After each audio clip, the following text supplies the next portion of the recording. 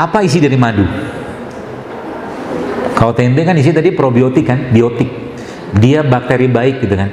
Nah, bakteri baik itu makanannya namanya prebiotik. Jadi bakteri baik makannya prebiotik. Jadi probiotik itu makanannya prebiotik. Jelas ya? Tempe ini kan probiotik. Ya.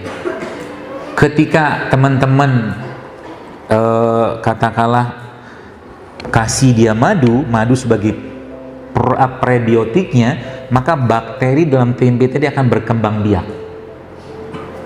Kalau dia berkembang biak ketika masuk ke pencernaan kita, maka dia akan perbaiki isi ususnya. Ya, seperti itu ya gampangannya. Atau juga mungkin teman-teman bisa pakai ini. Sumber prebiotik yang paling baik. Jadi saya saya pengen pesan kepada Anda, mari jadi pemuda atau akhwat atau ikhwan rimpang, rempah dan kurma. Ya, jadi tiap hari itu Anda mengkonsumsi makanan-makanan sehat gitu loh. Ya, sekarang jadi tempe nih setahu saya jenis bakterinya bukan bakteri yang kuat tahan panas. Nanti coba tanya ahlinya. Ya. Jadi kalau kita makan tempe goreng itu sebenarnya sudah banyak yang berkurang. Mungkin feeling saya sudah habis tuh bakteri mati. Sedangkan dia kan probiotik gitu kan, bakteri kan, gitu. Jadi semakin banyak probiotiknya, semakin banyak prebiotiknya yang masuk ke badan kita, nih saya kasih solusinya aja. Akan semakin sehat banget. Itu sebabnya dalam hari-hari teman-teman sekalian, saya pesan aja 4 hal ini yang Anda coba masukin dalam list makanan. Ya. Yang pertama apa? Madu. Ya. Madu yang bagus, madu yang asli itu mana? Jawaban saya madu yang jelas sanadnya, madu yang jelas perawinya, madu yang jelas matannya. Yang belajar hadis paham. Yang nggak paham diam aja. Madu yang jelas sanadnya, ngambil dari mana? Perawinya siapa yang mengambilnya? Matannya bagaimana kandungannya itu loh. Ya. Yang pertama madu. Yang kedua apa? Jangan lepas ini. Kurma. Ya, tidak hanya Ramadan, daripada Anda beli gorengan tiap hari, lebih Anda makan kurma. Jelas jauh lebih berkualitas. Ya, jadi seperti itu. Yang ketiga apa? Yang ketiga ya, rempah. Apapun bentuknya. Ya, rempah itu contohnya apa sih?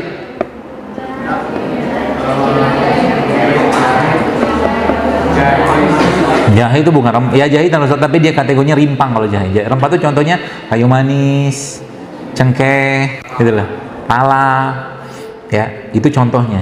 Jangan tinggalkan itu. Jadi jadilah pemuda rempah dan pemuda rimpang, gitu lah, tiap hari ya. Itu yang. Jadi misalkan teman-teman mau bikin minum teh, misalkan, teh itu sehat nggak? Kalau tehnya, jujur kalau tehnya saset sebenarnya nggak sehat. Ya, tapi kalau tetap Anda pengen minum teh sasetan, coba dimasukin rempah di situ. Ya, pemanisnya pakai apa? Jangan pakai gula, pakai madu. Kalau ada madu, kalau nggak sekarang banyak tuh, ada gula aren, ada gula singkong, ya, ada gula kelapa, kan banyak tuh. Dan lebih baik kadang-kadang nggak usah pakai gula sekalian. Tehnya tawar. Karena kan kita butuh gulanya, bukan butuh gula pasir, tapi kita butuh karbohidratnya. Seperti itu ya. Jadi contoh misalkan bikin teh nih, teh saset Anda belilah gitu kan. Nah, cemplungin ke situ misalkan nih bukan ketumbar, kapulaga misalkan. Itu efeknya ke badan akan beda sekali teman-teman sekalian. Beda nasib kalau saya. Ya. Kemudian tadi rempah ya, rempah. Contoh tadi kan ada ketumbar, ada kayu manis, ada apa segala. Itulah bahan bakunya tubuh kita. Mineralnya itu penting sekali. Yang keempat, rimpang. Rimpang tuh contohnya apa? Tadi rimpang itu tanaman yang batangnya ada di dalam tanah, itu rimpang. Seperti apa contohnya? Jahe, apa lagi? Kunyit, lengkuas, nah gitulah. Ya. Temulawak, ya juga sama tuh. Seperti kurang lebih kayak begitu. Ya. Dan ada 2 lagi sebenarnya, 3 lagi maaf. Tambahannya. Yang pertama probiotik. Probiotik itu apa? Makanan fermentasi, contohnya tempe. Nah, saya sih berharap nanti teman-teman Anda kan mahasiswa nih, masih banyak ide-ide kreatifnya. Tempe itu sebenarnya bisa dibikin bukan hanya dari kedelai aja, dari biji rambutan juga bisa. Betul, biji rambutan tuh jangan, sebenarnya kalau mau dimakan bisa dimakan.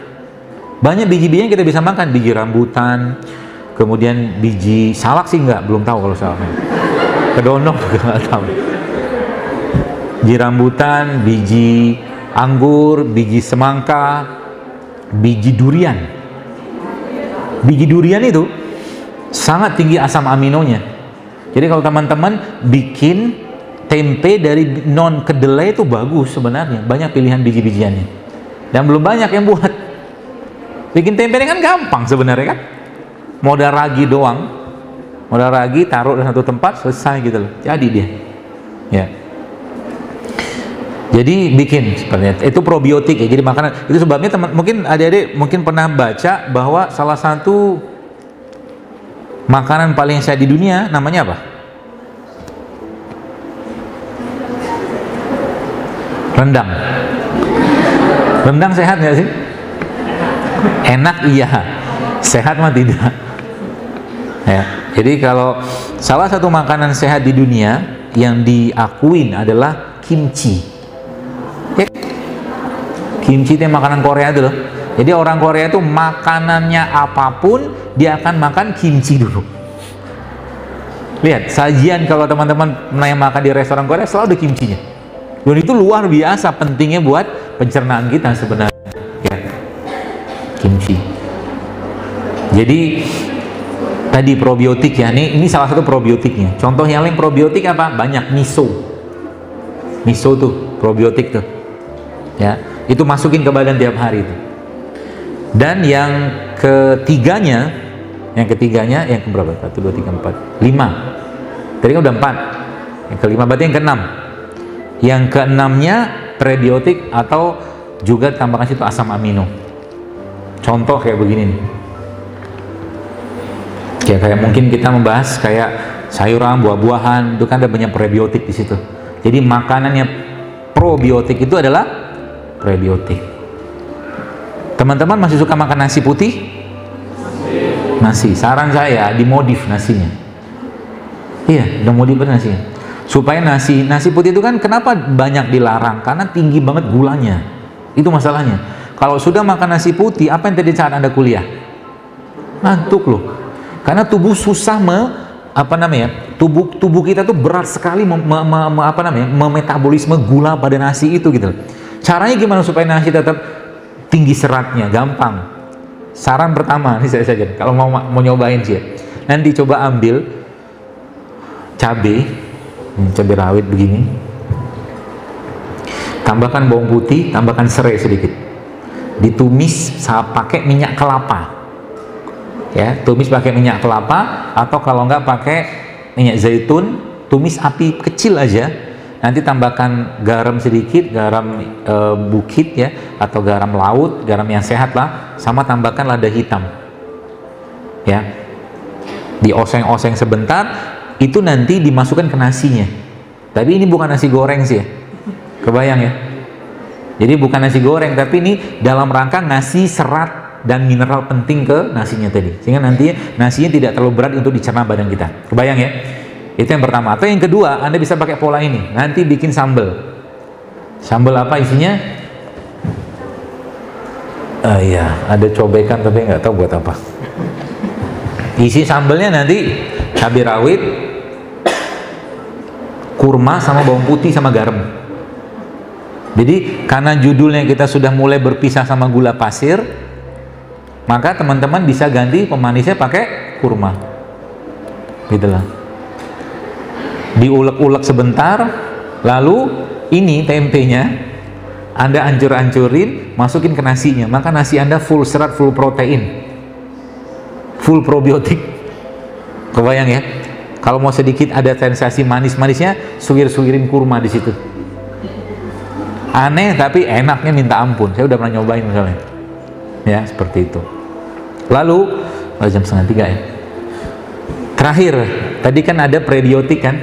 Jadikan mereka-mereka ini teman harian Anda, camilannya. Ya. Teman-teman lihat, ini kan ada apa tuh namanya? Manggis ya.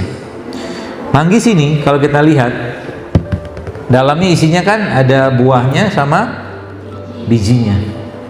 Selalu Allah begini, rata-rata seumumnya buah-buahan Allah bikin kayak begitu, ada bijinya di situ. Dan bijinya ini umumnya sebagian besar kandungan gizinya sangat tinggi. Jadi kalau makan manggis, yang saya sampaikan, makan sama bijinya. Bahkan kalau teman-teman mau blender manggis ini, blender sama bijinya, nggak pahit insya Allah. Lalu nyobain. Dijadikan penganan kita tiap hari. Bapak sekalian, teman-teman, mungkin apa yang saya sampaikan ini sederhana, tapi Anda kerjakan rutin setiap hari kayak begini, Anda sedang mempersiapkan peradaban yang sehat. Beneran. Karena kita sekarang ngelihat, saya agak was-was dengan begitu berlimpahnya kedai-kedai minuman di mana-mana yang isinya gula.